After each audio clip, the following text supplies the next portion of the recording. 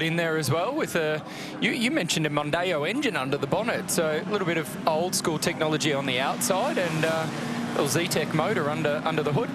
It's the Supra gearbox, the Ford Mondeo Z-Tech engine. It's certainly not factory, that's for sure. There it is right now. Little Mark II Escort as part of improved production here this weekend. It's an 8-lap journey and looking forward to getting these guys out very, very soon. I reckon we should cover the big ones here, or the big topics, Matt, and that is British Racing Green with some gold rims on an Escort. Are you a fan or not a fan? I'm a fan all round the Escort. I think it's an iconic car that's in the field here, and that's what this is about. We've seen over the years, like the Holden's just ahead here, but to have a little Mark II in the field, I think that's cool. And they're ageless, aren't they? Absolutely, they are. And thanks for asking. Yes, I agree. British Racing Green and gold wheels are great. It's been your sarcastic messages during the week. We'll look at the grid for this one. It's going to be Lingy off the front row in the first of the Commodore Cup cars. He was good this morning during the qualifying session. It was shortened, but then was eclipsed by some 3 seconds on the Ross Salmon entry that ended up getting pole position. Stav Mostras down the field, Olivia Agostini and Angela Agostini starting towards the back, and Dylan Banowski not taking to the grid here for race number 1. Just wait for the cars at the back of the field here to take their grid positions. I just noticed on that rearward shot facing down towards turn 1 that Andrew and Olivia Agostini have their, there we are, Ange to the left, Livy to the right. That helps us out massively. We can pick which car is which. It helps us. So at the back of the field, the green flag waves. So expect to see big margins. We might even see some of the HQs get lapped before the end of this 8-lap journey. Great to have support racing at this weekend's Darwin Supersprint round. Lingy with a whole lot of smoke, bagging up the tyres from his number 14 car, will drop back at least 1 or 2 positions as we head down to turn number 1 for the first time. It's Salmon that leads us by a fair margin going into turn number 1. Well, unfortunately, David Ling was never, ever going to be able to run with Ross Salmon. That car has far more power, so it looked like Lingy decided to see how good he could lay some 11s off the start line there, and he had them going for 100-odd metres, which was pretty cool. Lots of smoke off the back of the 14 entry, and he's been able to just hold off. What happened there between him and the 7 of Dempsey, because they were side by side on the run down to turn 1, so you'd have to think that they've possibly given each other a little motorsport hip and shoulder as they made their way through turn 1. Unfortunately for Dempsey, he's come off second best, and Ling has been able to charge on. He's now slotted into that second position. Here's the Cowie car. Just behind him is the 15 of Rodney Jessup that's out there. That car, in fact, started its life, Andy, as the V8 Ute that Jared McLeod drove to victory here in 2015. And Jessup's been racing that pretty much since that point, been modified obviously from the Ute into a sedan, but a lot of work to get this car to where it is. Someone off the track and in the fence perhaps.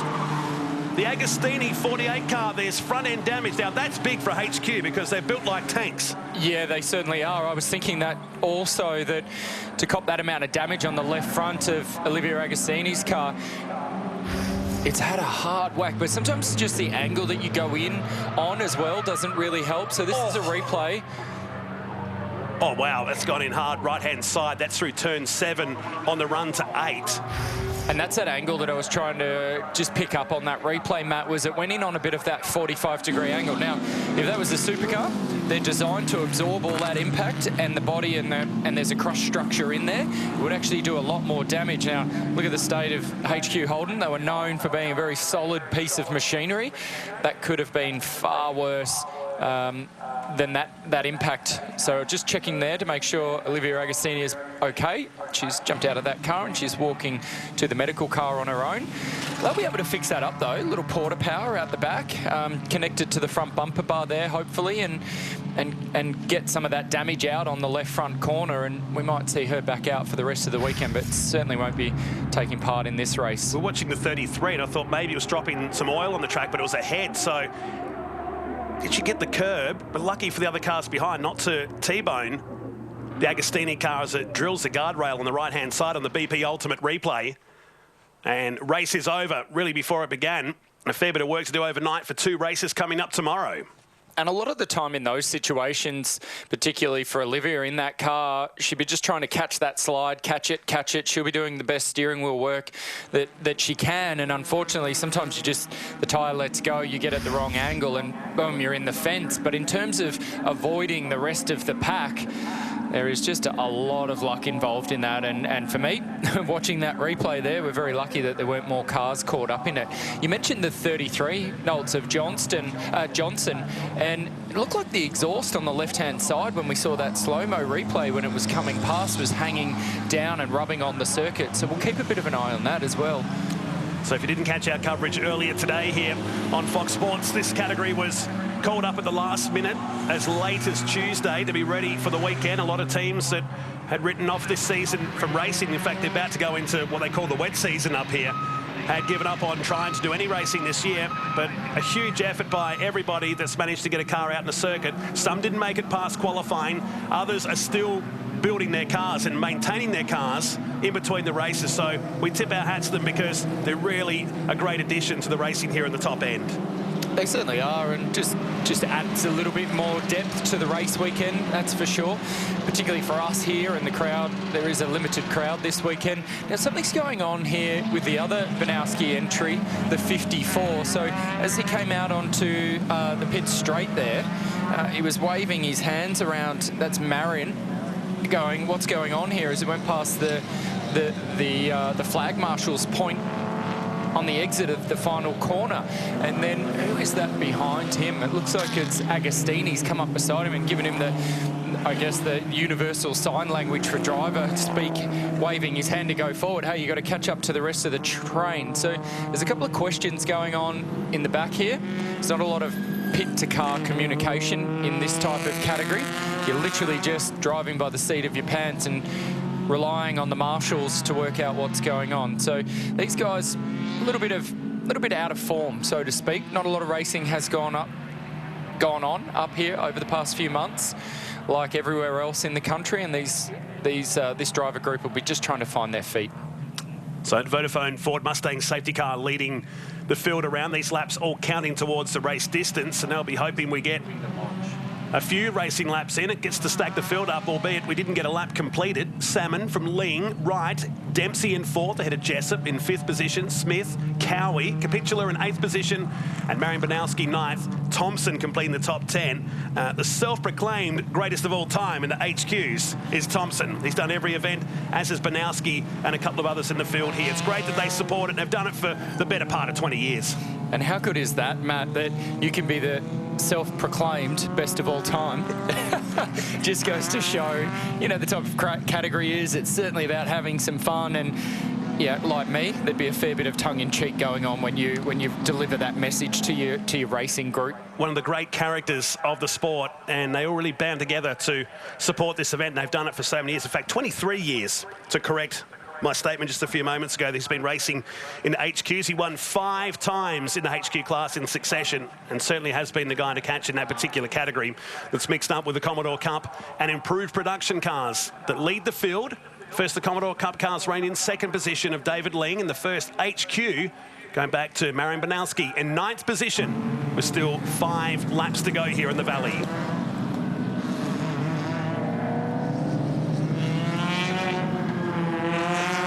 So at least getting a chance to do some laps around behind the Vodafone Ford Mustang safety car for the time being. Well, they don't want to be doing some race laps, rather some touring laps that they're doing at the moment. But the recovery crew, there is the Agostini car on the back of the tilt tray, being shadowed by the Ford recovery vehicle. And we shouldn't be too far away, Andy, from going back to green flag racing. I was fortunate enough during the coverage last weekend, Matt, to do a lap in the Vodafone safety car, and really good bit of motor vehicle, I guess, to drive around. And I haven't been in a car, I haven't driven one hard around a race circuit for a long time, and it was a heap of fun, but really interesting the amount of information that's able to be sent from race control into the Vodafone safety car for exactly this situation, to be able to clearly bring the field under control maintain the right speed, but also be able to allow things like this to happen where the Vodafone safety car can speed up under direction from safety, from race control, to be able to bypass the tilt tray, clear it off. And those moments are really important here for recovery, because now the field will go around, will do one more lap because they were able to clear them early rather than bank up behind the car that's being taken into the pit lane. So little things like that make a huge difference, but really, really cool car. And one of the best things about it, the air conditioning system in it works an absolute treat. I'd like to say we're probably one of the coolest jobs in Australia, but I think that would be just a fraction cooler, being a safety car driver. For sure, for sure. You're always at the head of the field, doesn't matter what category you're in. You'll never lose a race. There it is, leading the field around. Hopefully we don't see too much of that later on today. And beautiful territory flag just dangling in the breeze. It's been very, very warm in the last few days. Not that we're complaining, but certainly the season's starting to change. The latest time of the year we've run the supercars up in this part of the world. The first year we ran in mid-July. The first run in 1998, but more commonly May and June each year, which, as you and I know, beautiful time to go. Very dry, no humidity. There's plenty of that out there today. There's certainly no chance of rain, but we're going to run into a very hot part of the afternoon very soon. It really is noticeable, and for everybody that is suffering with the cold down in the southern states, you know, normally exactly like you said, we're here in mid-June. 9 weeks later, the humidity, the weather has turned, and it's still beautiful, but it is very, very warm outside. We're going back racing, Matt. So, safety car peels away, lights have gone out. Salmon will lead Ling around to the restart with Wright in third position. That little Mark II Escort ahead of Gary Dempsey. And Jessup, your top 5. There he is in the Appliance White VE Commodore. Watch for him as the green flag waves and we go back to racing. Closing stages. The HQ Holden's Improved Productions at Commodore Cup, supporting the core staff Darwin Supersprint here today.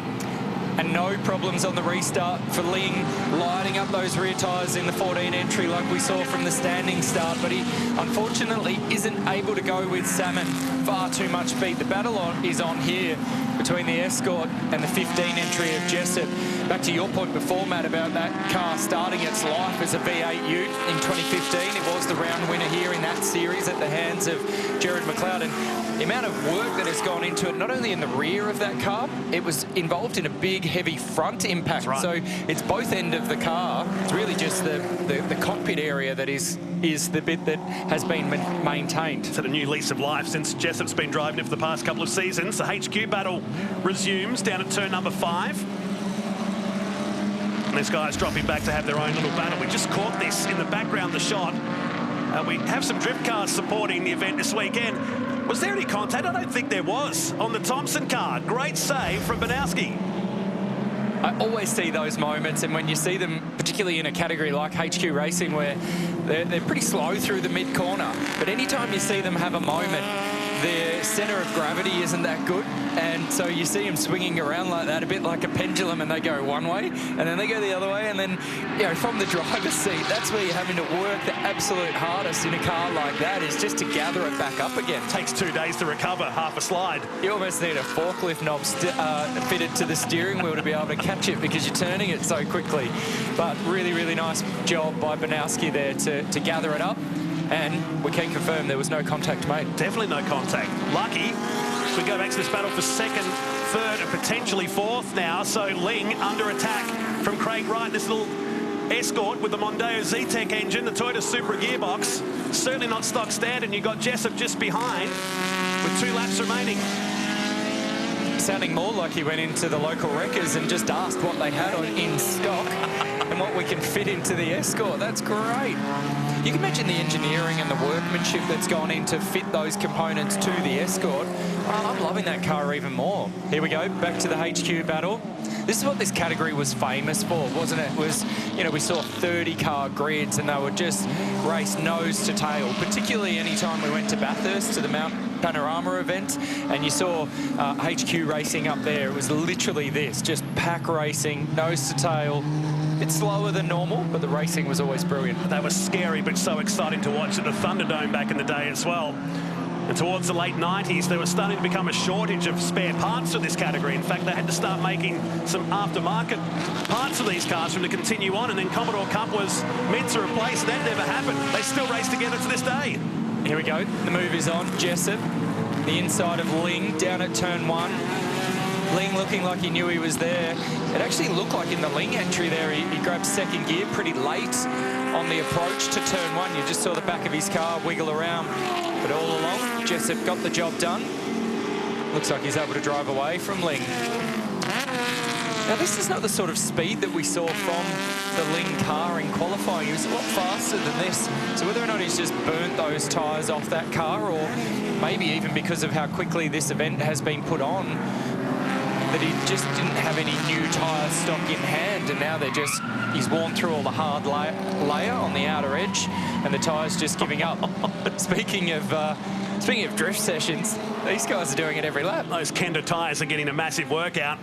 Not so for Salmon. He's done a great job and just pulled away at the restart to nearly 8 seconds, Andy. And is going to take the checkered flag here in a safety car polluted race number 1 of the HQ Holden's Improved Production and Commodore Cup here today at Hidden Valley. And that is the margin. It's going to be Jessup in second position, who finally broke the back of that battle with Ling and Wright, who will finish 3rd and 4th here today. Dempsey will come home for 5th position in the next of the Commodore Cup cars, led by Cowie, Smith, Capitula, Anderson and Marion Banowski. That battle continuing on. As I say that, through turn number 7, just shows you in the space of 2 laps how far away these HQs fell away from the guys at the front. And they'll have no idea where the guys at the front are, because they'll have their eyes looking forward, their eyes looking to the back, and their eyes looking out both mirrors as well as they navigate their way down through the hill here on this final lap. And don't think they're taking it easy. They will be very busy and very tired at the end of this race. Their lap times in the high 130s. And they're coming through to complete their race now. Anderson will get ahead of Banowski. And the usual, like you said, pack racing goes on. They love the slipstream, but it's picking that right time to make the pass down to turn number 1. This guy was unchallenged, wasn't he? Salmon picking up the win by just under 8 seconds in race number 1 of the Improved Productions here, supporting the core staff Darwin Supersprint. Jessup was next, then Ling, Wright, Dempsey, Cowie, Smith, Capitula in 8th ahead of Anderson, and Marion Banowski finishing in position number 10 here today. It looks like Thompson's been given a post-race penalty added to his time as well in the 73, so the GOAT will have to have a think about it. Later tonight, Agostini, Rossi Johnson and Olivia Agostini going out this race earlier on today in race number 1. Thoroughly enjoyed it. They'll be back for 2 more races, Andy, over the course of tomorrow here. Well, that little place in the background is Northline Speedway. Now,